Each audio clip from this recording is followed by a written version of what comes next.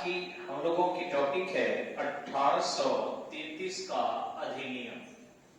देखिए है क्या 1833 का जो अधिनियम आया था, 1813 के अधिनियम का ही एक पूरक था, क्योंकि कंपनी को जो 1813 के अधिनियम बनाए गए थे उसमें 20 वर्ष के लिए परमिशन दी गई थी, तो उसे ही पुनः 20 वर्ष के लिए जो था वो आगे एक्सटेंशन देना जरूरी था, क्योंकि अगर कंपनी को यह परमिशन ब्रिटिश सरकार नहीं देती तो फिर कंपनी कैसे 1853 तक शासन कर पाती या देश का संचालन कर पाती।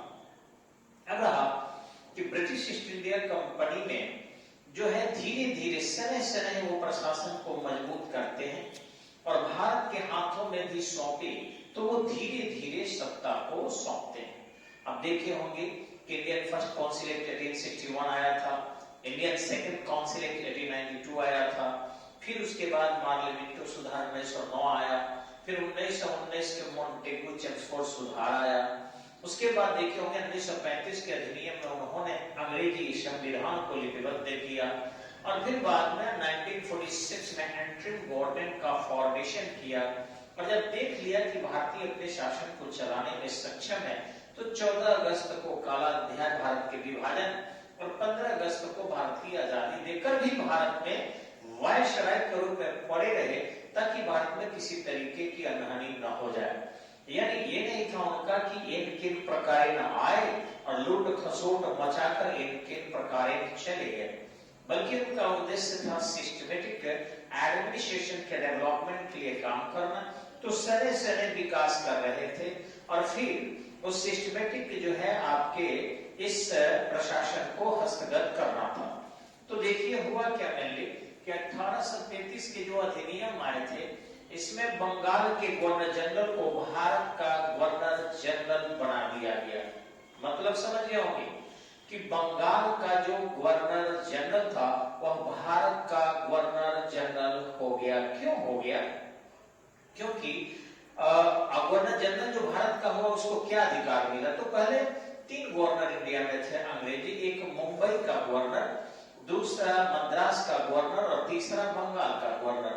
लेकिन बंगाल के गवर्नर जो था उसे आर्थिक आय बहुत ज्यादा होने लगा, यानी वो 1757 के प्लासी युद्ध के बाद और 1764 के बक्सर युद्ध के बाद बहुत ज्यादा मालोमाल हो गया वहां का गवर्नर और वहां से मुनाफा काफी अर्जित कर लिया और सेना की भी काफी भर्ती कर लिया।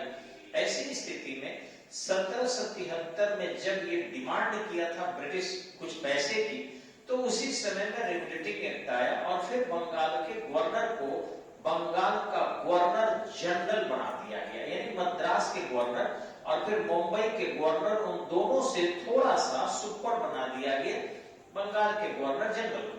लेकिन 1833 के अधिनियम के अंतर्गत समस्त भारतीय क्षेत्र यानी ब्रिटिश प्रांत जितने भी थे उन सब का हेड हो गया आपको लॉर्ड विलियम बेटिंग।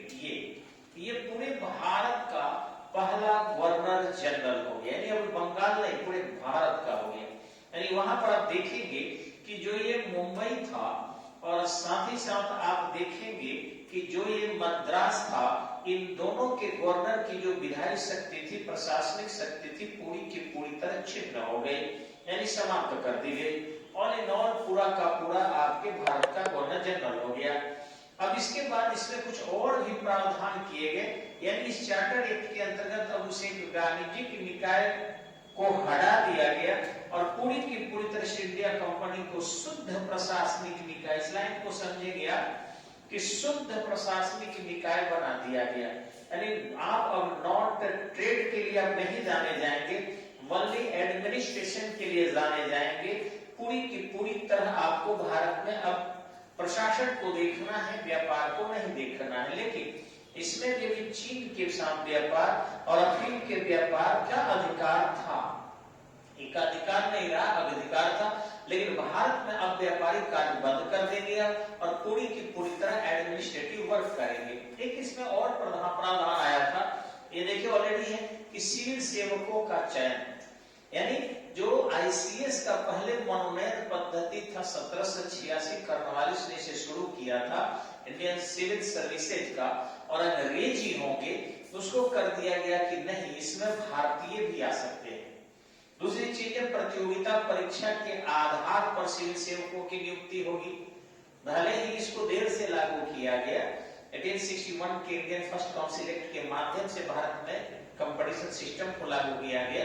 हालांकि भारत में कंपटीशन तो और विलंब से हुआ, मॉन्टेगू चेम्सफोर्ड सुधार 1919 और 1921 से रिटन एग्जामिनेशन जो है इंडिया में होना शुरू हुआ। लेकिन इस प्रावधान के अंतर्गत सिविल सेवा में भारतीय लोगों को भी जाने का प्रस्ताव लाया गया था। कोर्ट ऑफ डायरेक्टर के विरोध के बाद इसे लागू नहीं किया जा सका। नेक्स्ट चीज है कि 1784 में जो गवर्नर जनरल के परिषद के सदस्यों की संख्या 3 हो गई थी, 4 से घटकर, इसमें एक विधि सदस्य और बना दिया गया, और पहले विधि सदस्य के रूप में लॉर्ड मैकाले को बनाया गया था, याद रखिएगा। और वही मैकाले की अध्यक्षता में शिक्षा सुधार समिति का गठन हुआ था, जो 1935 में अपनी रिपोर्ट दी। हालांकि वो भारतीय शिक्षा का बड़ी मजाक उड़ाया था।